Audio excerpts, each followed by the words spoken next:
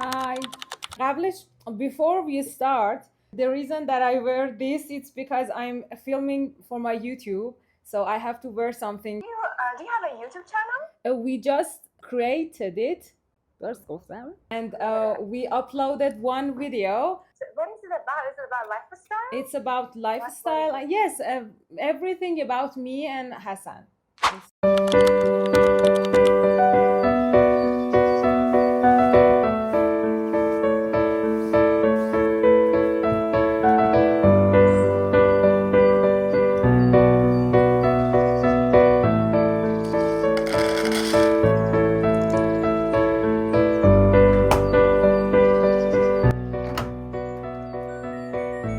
سلام، به ولاگ ما خیلی خوش اومدین. تأکید میکنم ولاگ ما به خاطر اینکه حسن امروز پای تلفن گفتش که توی ویدئوی قبلی همه کامنت گذاشتن که ولاگ تو و حسن تأکید کرد که توی ولاگ جدید بگو که ولاگ ماه و بچه‌ها این ولاگ ماه. امروز چهارشنبه است، حسن سر کاره. خیلی دوست داشتیم که دوباره با هم ویدئوی بعدیمون رو بگیریم ولی خب نمیشه، چون که مخصوصا حالا که تازه یوتیوبمون رو راه انداختیم باید خیلی بیشتر ویدئو آپلود کنیم و هی داشتیم عقب مینداختیمش که مثلا حسن هم باشه ولی هی نمیشد. بر همین تصمیم گرفتم که امروز هر جوری هست ولاگمو بگیرم آپلودش کنم. برای ویدئوی دوم باور کن 5 تا ویدئو گرفت، یعنی 5 بار ولاگ گرفتیم، کارهای مختلف کردیم، ولی الان موضوعاتش رو بهتون نمیگم چون باید دوباره بگیرمش. همه این کارا رو انجام دادیم ولی پستش نکردیم به خاطر اینکه من خیلی، همونطوری که شاید بدونید شاید ندونید، من شغل اصلیم عکاسیه. الان یکم کمتر عکاسی میکنم که بعداً دلیلش رو بهتون میگم و نور و کادر برای من خیلی مهمه و این خونه نور بسیار کمی داره. یعنی چی میگن جنوبیه و تمام آفتاب محله اونوره. الان که البته هوا کلا ابریه ولی کل آفتاب محله و جهان و تهران و ایران اونوره و اینور هیچی نیست و من از این موضوع خیلی راضی بودم، چون مثلا آفتاب تیز دوست ندارم، گرمای خونه رو دوست ندارم. مثلا الان فکر کنم بیرون خیلی گرمه ولی توی خونه ما تقریبا سرده و من اینو خیلی دوست دارم. anyway داشتم میگفتم که گرفتیم ولی پست نکردیم و خب الان مثلا یه دونه ویدیو خیلی باحال توی آشپزخونه گرفتیم که اصلا نورش خوب نبود، همه چیز تقریبا مثل الان ولی تاریک‌تر، زرد و تاریک و بدرنگ بود، برای همین نذاشتیمش. خیلی دوست داشتم و دارم که یه آشپزخونه بزرگتر داشته باشم که جزیره داشته باشه و من از اون روبرو فیلم بگیرم. به قول ترکا بودو که وار. خود چرا وقتی بلد نیستی چیزی رو میگی؟ فکر کنم بودی که وار. همینه که هست. امروز قراره که با هم دیگه یه غذای جدید درست کنیم که من تا حالا درستش نکردم و فکر کنم که خیلی خوشمزه میشه. 100% سالم نیست ولی پروتئینش خیلی زیاده به نسبت. اگر هم وقت کنم برای اینستاگرامم یه رسیپی جدید دارم، کیکیه که خیلی راحت و ساده درست میشه ولی نمیدونم که خوشمزه است یا نه، چون خب تا حالا درستش نکردم. و آخرش هم نظر واقعی ما میگم، برای من خیلی مهمه که همون لحظه درستش کنم و مثلا قبلا نخورمش بعد بیام جلو دوربین، چون واقعا برام مهمه که همه چیز خیلی واقعی باشه. خیلی واقعی. هی بعد بگم اینجا رو نگاه کن، اینجا. بریم تو آشپزخونه تاریک و کوچکمون و غذای جدید رو درست کنیم. اول این چیزی که نیاز داریم، منو بگیر، اینه که فرو گرم کنیم. من میذارم روی این میگیره، آره من میذارم روی 170 که قشنگ گرم شه، ولی نزده بود، گفته بود که یا توی ایر فرایر بعد درستش کنید یا سرخش کنید که من نمیخوام سرخش کنم. 700 گرم سینه مرغه که من ترازومو گم کردم، برای همین 2 تا سینه مرغ کامل رو دارم میذارم، امیدوارم که بشه، ولی شما 700 گرم بذارید. خب اینا رو من از قبل اینجوری کوچولو کوچولو خوردش کردم. یه دونه تخم مرغ داشتم، یعنی اگر اینو خراب کنم نهار ندارم احتمالا. شما رو بذارم اینور، نذارم وایسا اینجا خیلی خوب باشه چون حداقل اینجا رو میبینید، ولی بذار رو سینماتیک برش دارم.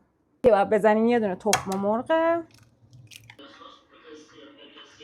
تخم مرغ، سویا سس، پودر سیر و فلفل سیاه، اینا رو بزنم. نیم قاشق، یه قاشق مرباخوری پودر سیر و یه قاشق مرباخوری فلفل سیاه.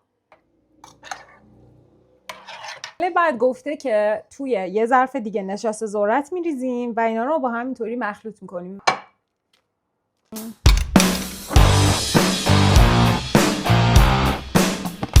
مرحله بعدی سمت گازه، پس باید ببرمتون سمت گاز. چه کنم واقعا؟ اگه که تابه رو ببینید فکر کنم کافی باشه. بذار ببینم. این بهتره؟ نه. به نظرم بیایید سرخش کنیم این دفعه، ولی بعداً سر فرصت توی فر هم امتحانش کنیم. چرا نگفت که چقدر نمک بریزیم؟ من رندوم یه ذره نمک میریزم، حالا دیگه نمیدونم. من همیشه رابطه خیلی بدی با غذا داشتم و دارم و دیشب داشتم فکر میکردم که چرا من انقدر از چاق شدن حتی 1-2 کیلو میترسم، یا مثلا غذام سوخت بایستا، مثلا اگه دارم یه برنج و مرغی میخورم و یه ذره کنارش سیب زمینی میخورم یا حتی هر چیزی، همه تمرکزم روی اون یه ذره سیب زمینیه که خوردم و ضررش و اینکه چاقم میکنه، نه اون مقدار پروتئینی که از مرغ گرفتم یا اون لذتی که اون غذا بهم داده. خیلی بده که تو هیچ وعده ای تو با حس خوب نخوری و همیشه عذاب وجدان داری که وای الان چاق میشم. حتی بعد از اینکه 25 کیلو از وزنمو کم کردم باز هم این حسو دارم، یعنی توی اصلا انگار که هیچ فرقی نمیکنه که من چند کیلوام، چه شیپی دارم، ورزش میکنم نمیکنم، من همیشه باید انگار عذاب وجدان خوردن رو داشته باشم. این خیلی حس بدی بهم میده و وایسا خیلی به دلایلش فکر کردم. یه سری دلایلش برمیگرده به خود جامعه و کلا سوشال میدیا و همه چیزهایی که سعی میکنن زنا رو لاغرتر نشون بدن. اصلا روش‌های مختلف لاغری که هی به ما گفتن، نمیدونم، کلا من بدن لاغرتر و سبکتر رو و اتلتیکتر رو خیلی میپسندم، ولی اینکه هیچ وقت، حتی وقتی که غذای سالم میخوری، حتی وقتی که انقدر غذا نمیخوری که 25 کیلو لاغر میشی، همیشه حس بدی نسبت به غذا خوردن داری. به هر لقمه‌ای که میخوری با عذاب وجدانه. اگر شما براش راه حلی پیدا کردین حتما با من به اشتراک بذارین، چون خیلی دوست دارم که بتونم یه روزی یک بار با لذت غذا بخورم. سرخ شد کامل، گفتش که تا یه ذره طلایی شد باید چیز کنیم، باید برش داریم. یه قاشق، 2 قاشق و 3 قاشق. 3 قاشق غذاخوری عسل. من متاسفانه عسلای خوبم تموم شده و از این عسل آشغالا دارم، عسلایی که قطعا عسل واقعی نیست. 1 قاشق، 2 قاشق. فکر کنم الان قراره که آتیش بگیریم. 3 قاشق. گفته دوباره سیر بریزین، ولی من دیگه سیر نمیریزم، نمیخوام. احساس کنم که خیلی دهنم بوی سیر میگیره و شب میخوام برم مهمونی. 3 قاشق غذاخوری هم کچاپ میخواد. کچاپ نمیخرم، برای همین از اینا دارم. احساس کنم هرچی که جلوتر میره داره ناسالم‌تر میشه، ولی حالا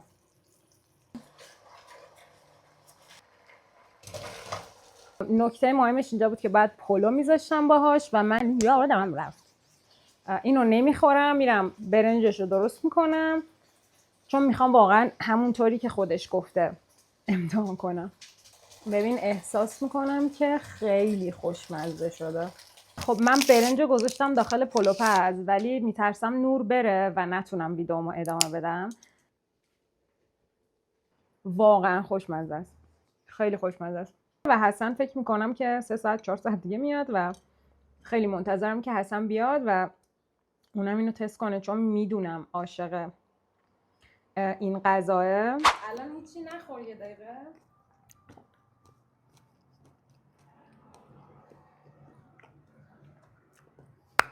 به جز این که یکم شور شد، چون نباید نمک می‌زدم. قیافش که اوه خیلی خوبه.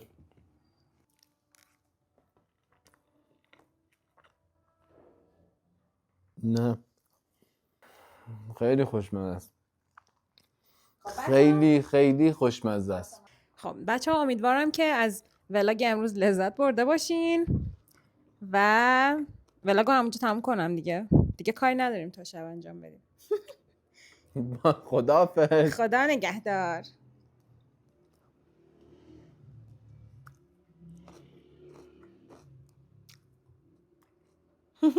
برو دیگه.